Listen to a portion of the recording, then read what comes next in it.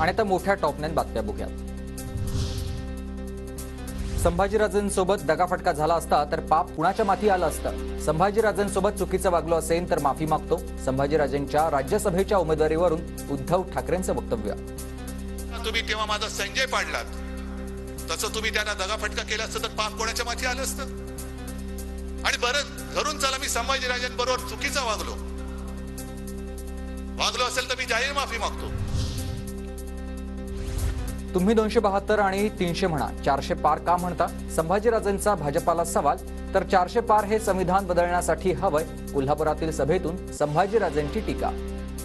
272 मला अवघड होतं, 300 म्हणा ना, पण 400 का? हे बंधू भगिनींनो, तुम्ही समजून घ्या, 400 पार म्हणजे संविधान त्यांना बदलून टाकायचंय। त्यांना कायदा दुरुस्ती नाही, कायदा बदलायचा आहे।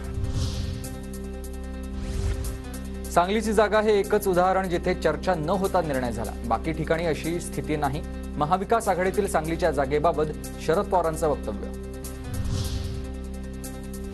सांगलीत भाजपचे 2 उमेदवार, एक काका आणि एक दादा।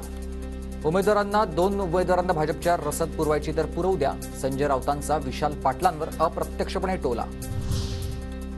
देवेंद्र फडणवीस सत्तेत नसतील तेव्हा त्यांना नमस्कार करायला माणूस नसेल। रवींद्र धंगेकरांची देवेंद्र फडणवीसांवर टीका।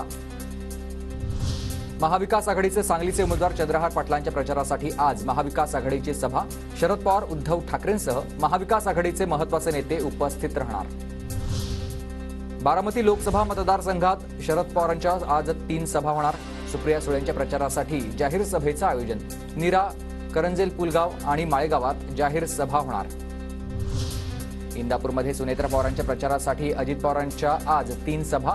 इंदापूर तालुक्यातील सणसर, शेळगाव आणि निमगाव या केतकी ठिकाणी दादांच्या सभा।